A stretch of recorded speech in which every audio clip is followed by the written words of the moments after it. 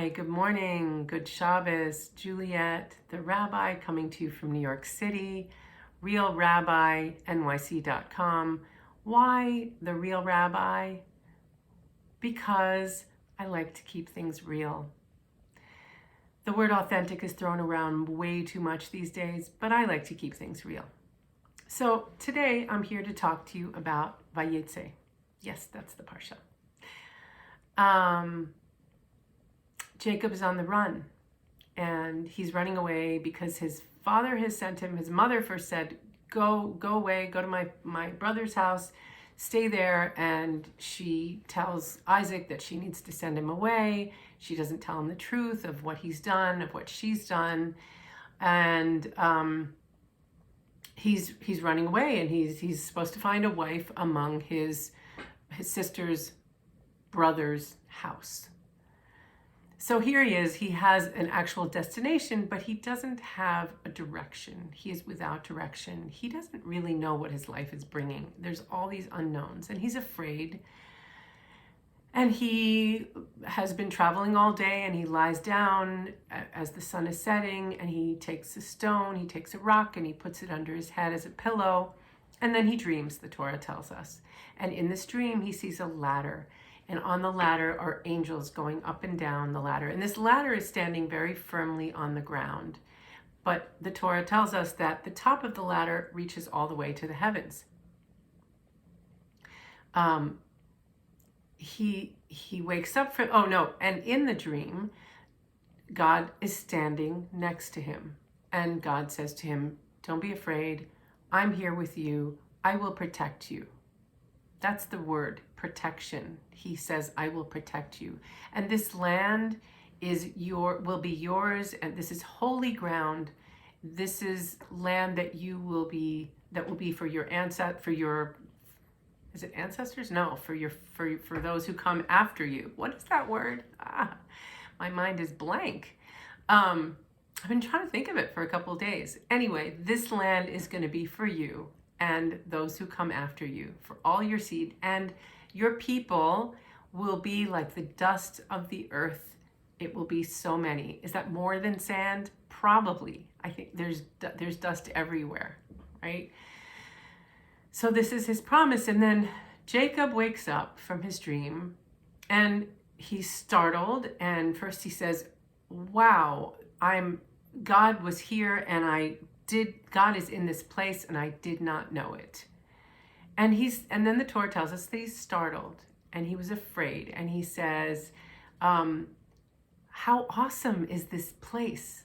More startled than afraid. How awesome is this place? This is none other than the abode of God, and that is the gateway to heaven.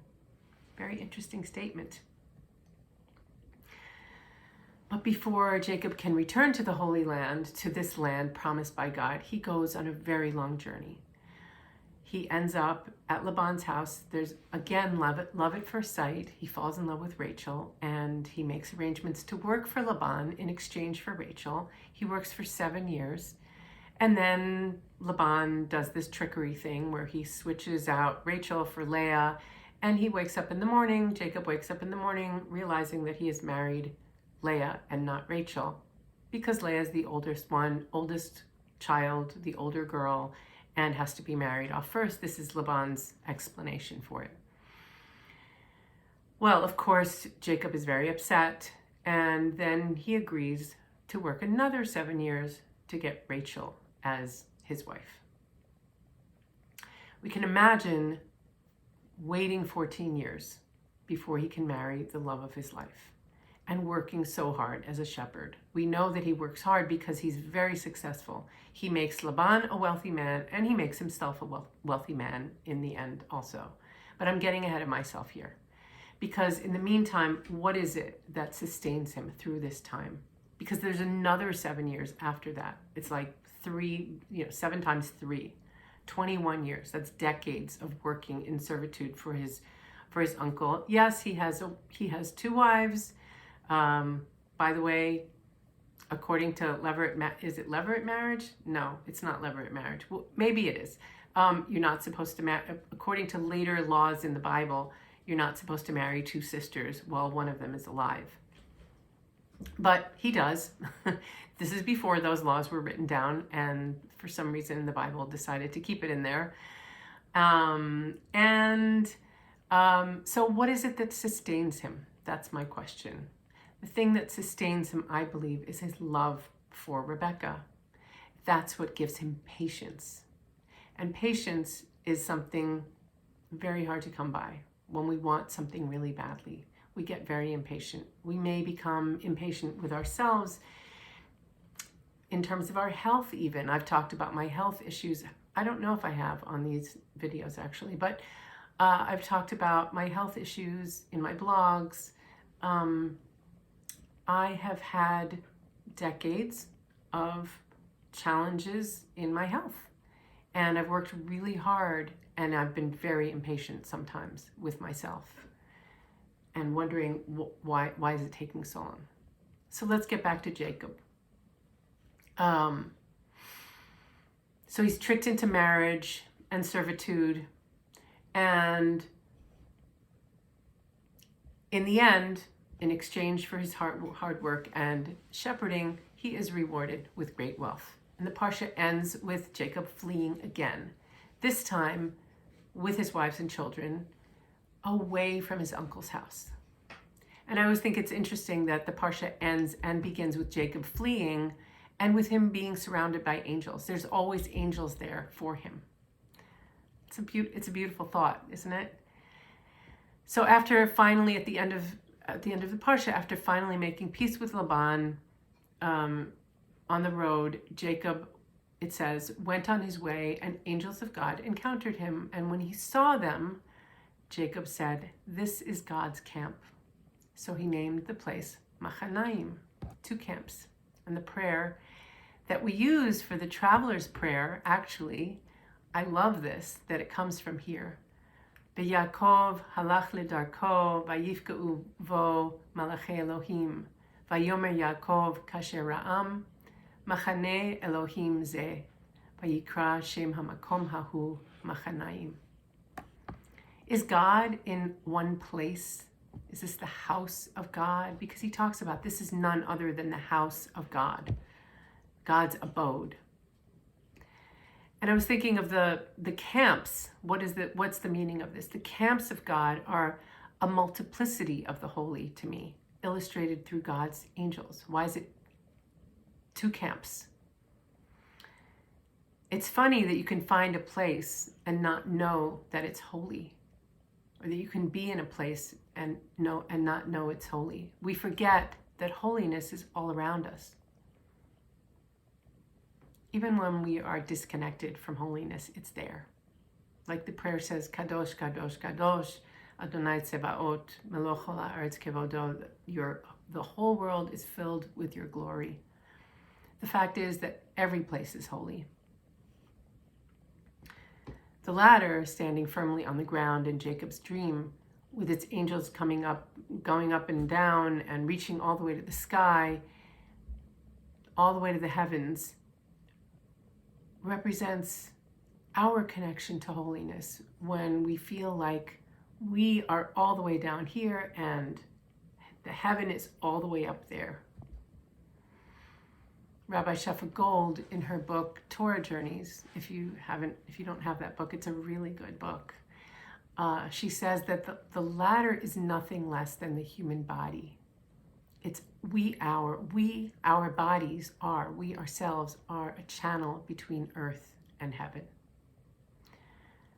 What a spectacular idea that is. We ourselves are the gateway to heaven. We are connected even when we don't realize it, and we can access that holiness if only we are aware. It's our lack of awareness that keeps us from it.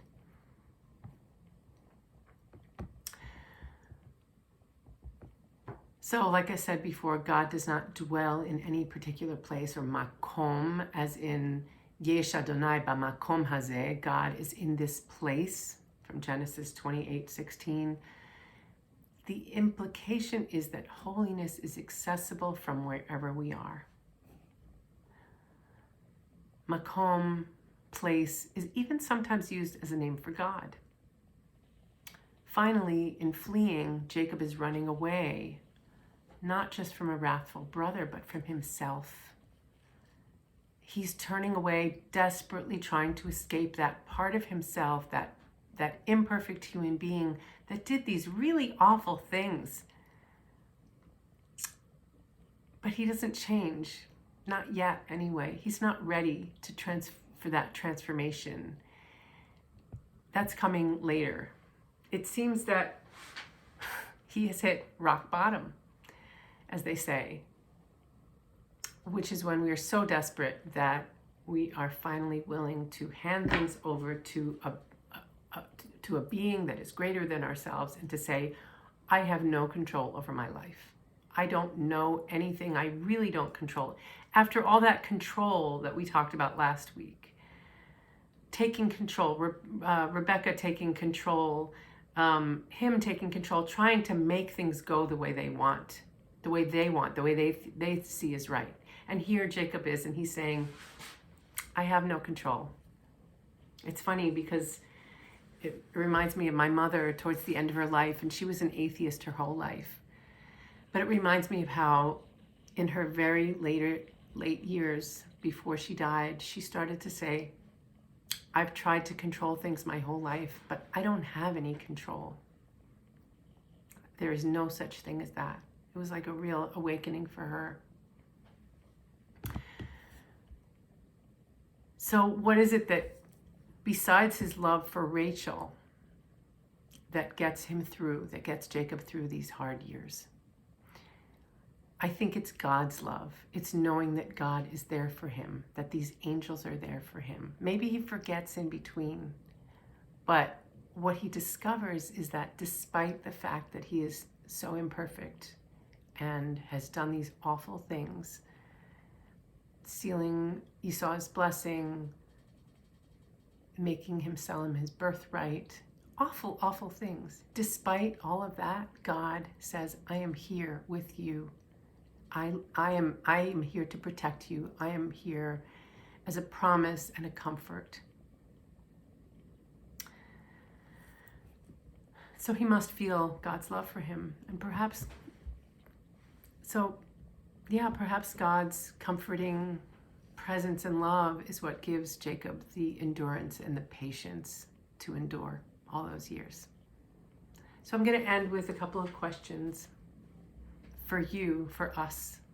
How often do we run away from ourselves, only to find out that here we are again, same old person, different relationships, maybe a different job, but here we are again, having to face ourselves.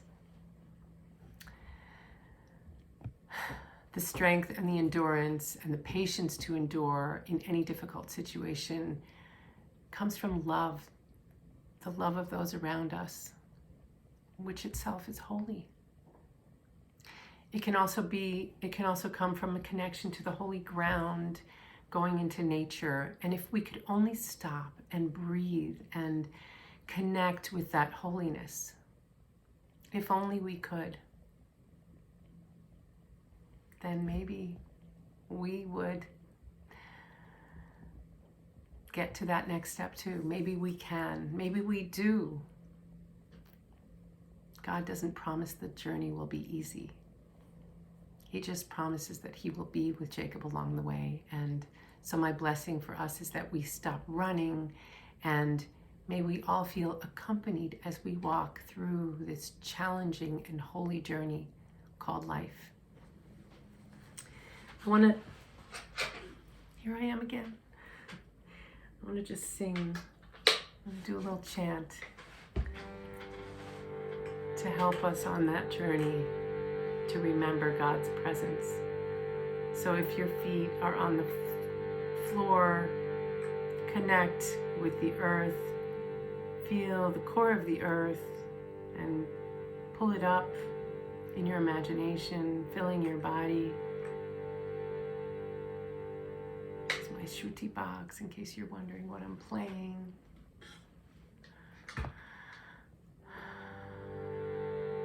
And open, be that ladder, open to the heavens. Open the crown of your head.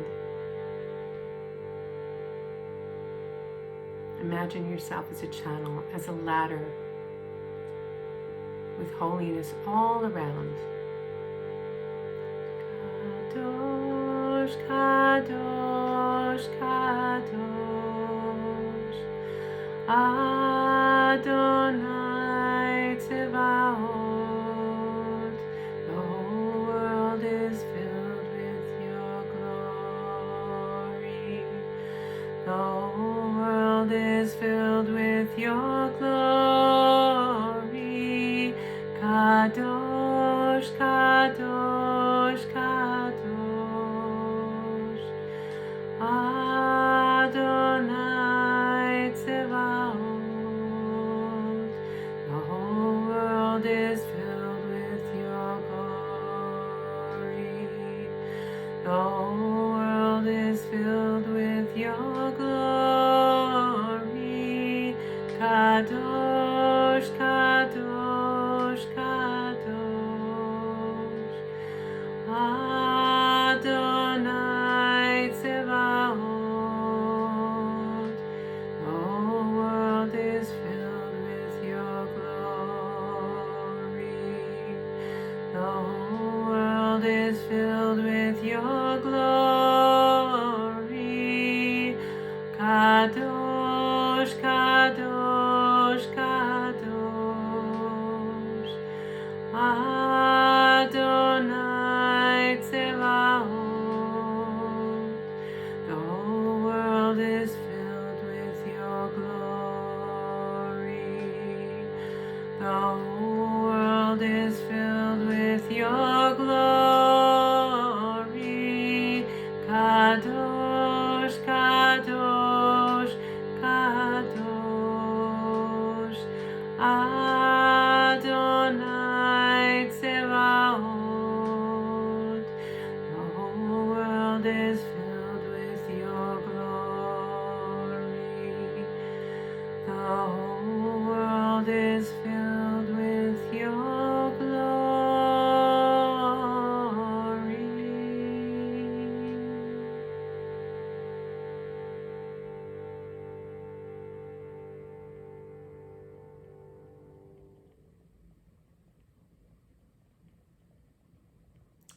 Thank you for being with me here today. Good Shabbos. And check out my website, realrabbinyc.com. I look forward to seeing you again next week.